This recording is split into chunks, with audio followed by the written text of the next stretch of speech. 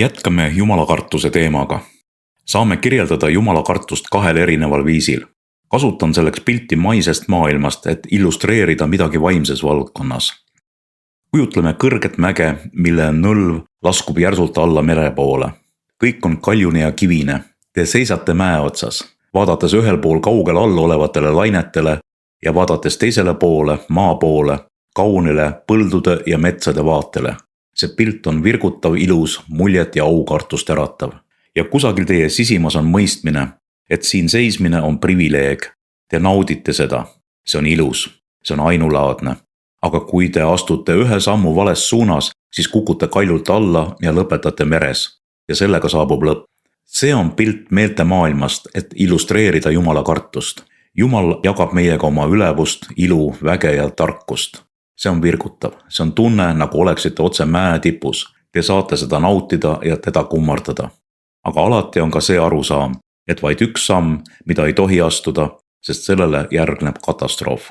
Ja siis teine viis, kuidas Jumala kartust kirjeldada, viidates 10 käsust esimesele, mis on antud 2. Moosese raamatu 20. peatüki 3. salmis. Jumal ütleb, sul ei tohi olla muid jumalaid minu palge kõrval. Arvan, et Jumalale täieliku esikoha andmine on tegelik Jumala kartus. Me ei luba kunagi midagi muud Jumalast ettepoole või Jumalaga samale tasemele, andes talle meie elus täiesti erilise koha. Täna räägin Jeesusest kui meie eeskujust. Ma selgitan, milline osa oli Jumala kartusel Jeesuse elus. Usun, et see on inspireeriv, aga ka väljakutseid pakkuv teema. Alustame Vanast testamendist prohvet Jesaja 11. peatüki salmidest 1-3.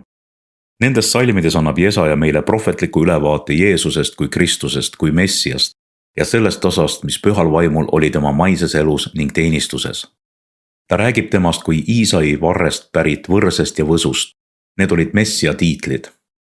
Te näete, et selles prohvetlikus ilmutuses on rõhk püha vaimu osale Jeesuse elus ja teenimises. Siin on see, mida Jesaja ütleb. Aga Iisai kännust tõuseb võrse ja võsu tema juurtest kannab vilja. Ja tema peal hingab issanda vaim, tarkuse ja arukuse vaim, nõu ja väe vaim, issanda tundmise ja kartuse vaim. Ja siis jätkatakse sellega, tema õndsus on Jumala kartuses. Ei ta mõista kohut oma silmanägemise ega otsusta oma kõrvakuulmise järgi. See on täielikult inspireeritud issanda vaimu, püha vaimu 7 omaduse avanemisest. Panen siia kõrvale veel ühe salmi, ilmutusraamatu 4. peatüki 5. salmi, kirjelduse taevast ja seal öeldakse. Ja aujärjest väljus välke ja hääli ja pikse mürinat ja 7 tulist lampi põles aujärje ees. Need on Jumala 7 vaimu. See on ebatavaline fraas. Jumala 7 vaimu. Ma isiklikult ei usu, et see tähendaks, et püha vaimu on 7. Usun, et see on piibli maaliline viis rääkida 7 ilmingust või vormist, mida püha vaim võtab. 7 on selgelt püha vaimu arv. Kui nüüd pöörduda tagasi Jesaja 11. peatüki juurde, siis usun, et oleme leidnud ilmutuse selle kohta, millised on Jumala vaimu 7 vormi. Need on nendes salmides antud. Esiteks issanda vaim. See on vaim, kes räägib Jumalana esimeses isikus. Ja pidage meeles, et kolmainu Jumalas on iga isik Jumal. Jumal isa on Jumal, Jeesus poeg on Jumal, püha vaim on Jumal. Ta on issand. Nii et see on esimene vorm, issanda vaim. Teine, tarkuse vaim, siis 3. arukus, 4. nõu, 5. vägi, 6. issanda tundmine ja 7. hirm issanda ees. Pange tähele, püha vaimu tähtsaim avaldumisvorm Jeesuse elus oli Jumala kartus. See on mulle alati muljet avaldanud, kui seda loen, et isegi Jeesus, Jumala poeg, pidi kartma issandat. Ja et selle andis talle Jumala vaim, issanda vaim, püha vaim. Nii et siin oleme ühendanud Jeesuse olemuse ja püha vaimu töö ja need kulmineeruvad Jumala kartuses. Minu mõte on selline, kui Jeesus vajas Jumala kartust ja kui püha vaim pidas vajalikuks anda Jeesusele Jumala kartust ja tema oli patuta Jumala poeg, loomult jumalik ja kui temal oli vaja Jumala kartust, kui palju rohkem siis vajame Jumala kartust teie ja mina. Ja me näeme, et rõhk selles lõigus on püha vaimu viimasel ilmingul, sest järgmine 3. salm jätkates Jeesusest rääkimist, ütleb, et tema rõõm on Jumala kartuses. Püha vaimu omadus, mis on eraldi välja toodud, on Jumala kartus. Ja Jeesuse loomuse üks eristav aspekt on, et ta tundis rõõmu Jumala kartusest. Milline muster, milline eeskuju meile kõigile. See paneb isiklikult mind kindlalt nägema, kui sügav vajadus Jumala kartuse järele on mulle püha vaimu poolt antud. Nüüd tahan rääkida ühest väga erilisest ja olulisest viisist, millest tegelik Jumala kartus Jeesuse maises elus ja teenimises avaldus.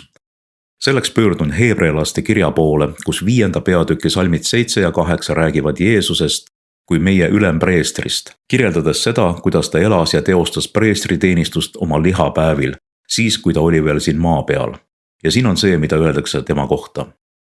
Tema ohverdas oma lihapäevil palveid ja anumisi suure hüüdmise ja silmaveega sellele, kes teda võis päästa surmast, ja tema palvet kuuldi ta Jumala kartuse pärast. Ja ehk ta oligi poeg, õppis ta sõna kuulmist sellest, mida ta kannatas. Huvitav, kas te tabasite selle fraasi? Teda kuuldi tema Jumala kartuse pärast. Miks vastas Jumal alati Jeesuse palvetele? Mis oli Jeesuse palvetes sellist, mis tõi ta isalt alati positiivse vastuse? Meile räägitakse, et Jeesus palvetas Jumalat kartes. Ta palvetas Jumala kartuses. Ja see pani isa alati tema palvetele vastama. Siin oli ta piina hetkel, sest kirjeldus viitab eelkõige stseenile Getsemanis. Ja kui ta piinles isa palge ees, siis mäletate, mis ta ütles. Sellegi poolest sündigu mitte minu, vaid sinu tahe. Sellegi poolest sündigu mitte minu, vaid sinu tahe. See on Jumala kartuse kehastus. Issand, luba mul mitte kunagi panna midagi enda valitud sinu tahtest ettepoole. Ärgu tundugu miski mulle tähtsam kui sinu tahtmine. Sellegi poolest mitte minu tahe, vaid sinu tahe, Jumal. See on Jumala kartuse olemus. See on esimese käsu täitmine.